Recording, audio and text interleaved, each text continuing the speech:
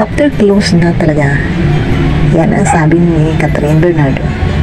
Dahil sa pambabae ang tinitingnan na dahilan, pinulantang ang mundo ng showbiz industry, pati mga netizen sa iwalayang Katniel. Natapos na ang Katniel. November 30, 2023, labas na ng official statement ang magkabilang kampo, Daniel Padilla at Catherine Bernardo. At tulad ng dati, umani ng samot-saring opinyon ang hiwalayan nila at ang haka-haka at espekulasyon dahilan ay ang pambababae daw nitong si Daniel.